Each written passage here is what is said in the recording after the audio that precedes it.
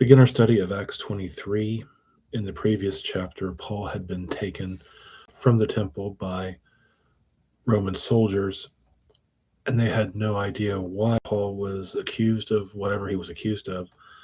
So they seek to get some clarification on this. So, chapter 23, we begin to read Paul before the council, what we would typically call the Sanhedrin, in order to figure out what the charges actually are against him.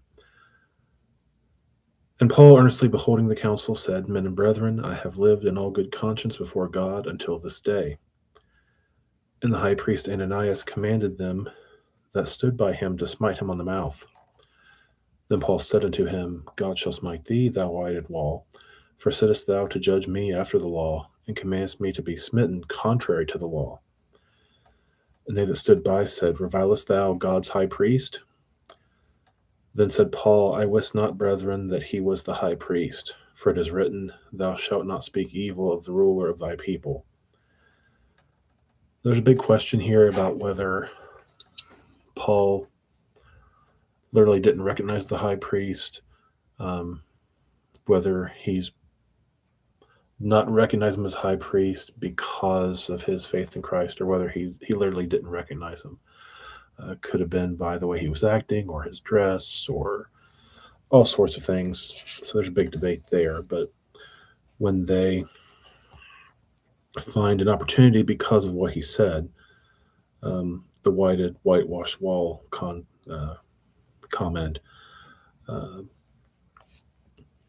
he doesn't want to offend them in this way. But at the same time, if the high priest is going to be treating him this way, then he's not going to be treated fairly, then clearly they're not going to be listening. So the wheels are turning in Paul's mind already.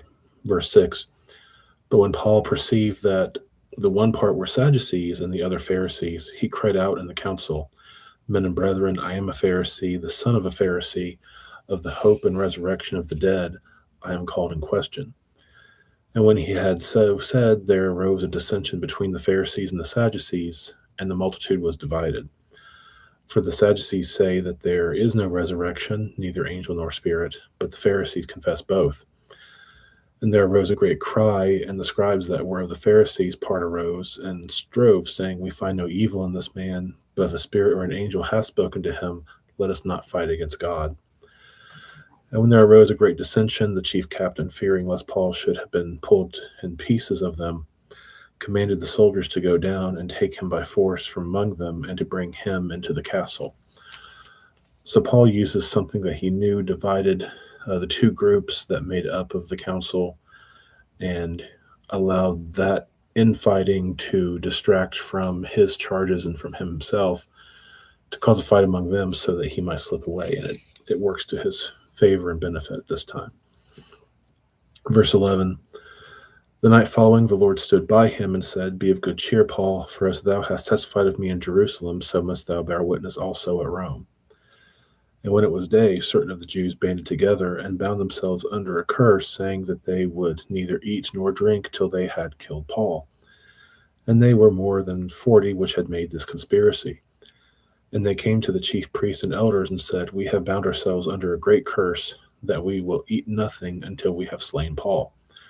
Now therefore ye with the council signified to the chief captain that he bring him down unto you tomorrow, as though ye would inquire something more perfectly concerning him, and we, or ever he come near, are ready to kill him. And when Paul's sister's son heard of their lying in wait, he went and entered into the castle and told Paul. Now, very interesting concept here. These 40 people have made a vow. They would not eat or drink until they kill Paul. They take his life. They want the priests and the elders to deceive the Roman guard and bring Paul before them again to ask some more questions, only because they're going to be lying in wait. They're going to take his life.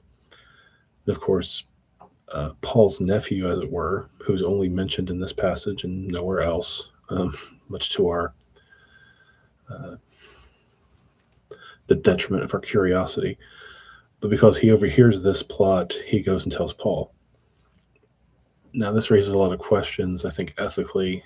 Dan Kester always pointed out, School of Preaching, like, if any of those men had become Christians and they had made a vow, I mean, obviously they're not supposed to keep that vow. And I doubt just because they failed that they kept their vow and refused to eat and died of starvation. So, but that's beside the point. Verse 17, then Paul called one of the centurions unto him and said, bring this young man unto the chief captain, for he hath a certain thing to tell him. So he took him and brought him to the chief captain and said, Paul the prisoner called me unto him and prayed me to bring this young man unto thee, who hath something to say unto thee. Then the chief captain took him by the hand and went with him aside privately and asked him, what is it that thou hast to tell me? And he said, the Jews have agreed to desire thee that thou wouldest bring down Paul tomorrow unto the council, as though they would inquire somewhat of him more perfectly. But do not thou yield unto them, for there lie in wait for him of them more than 40 men, which have bound themselves with an oath that they will neither eat nor drink till they have killed him. And now are they ready, looking for a promise from thee. So the chief captain then let the young man depart and charged him, see thou tell no man that thou hast showed these things to me. And he called unto him 2 centurions, saying, make ready 200 soldiers to go to Caesarea, and horsemen 70, and spearmen 200 at the 3rd hour of the night. And provide them beasts that they may set Paul on and bring him safe unto Felix the governor. And he wrote a letter after this manner. And he writes a letter. So he's trying to protect Paul's nephew here. Like, don't tell anyone that you told me. That would put him in danger.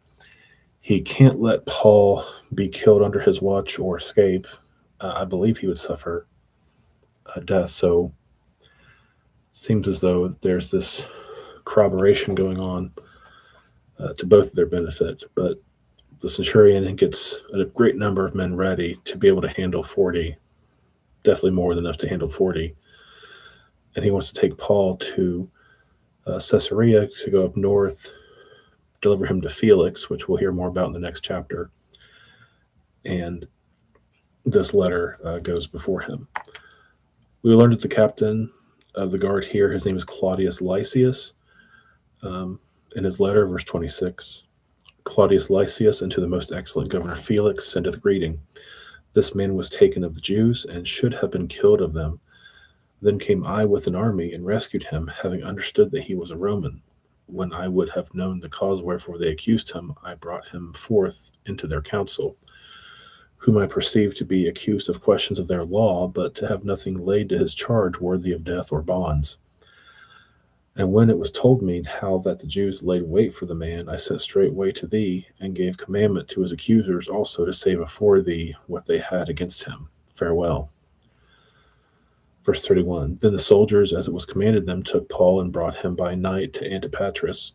On the morrow they left the horsemen to go with him, and returned to the castle, who, when they came to Caesarea and delivered the epistle to the governor, presented Paul also before him. And when the governor had read the letter, he asked of what province he was. And when he understood that he was of Cilicia, I will hear thee, said he, when thine accusers are also come. And he commanded him to be kept in Herod's judgment hall. So just to summarize quickly, we see Paul before the Sanhedrin. He's obviously not going to be getting a fair hearing. He uses their division against them to cause them to infight, which causes him to be taken out. 40 men lie in wait as assassins, hoping to take out Paul and to use deception to bring him out from the prison, or the castle as it's called in the King James. But because of Paul's nephew overhearing this, he comes to him, tells the captain, and he gathers enough soldiers in order to prevent this assassination plot. He sends Paul away to Felix the governor there in Caesarea, and then we'll see Paul's defense once again before him and before others, moving on toward in the next chapter and following.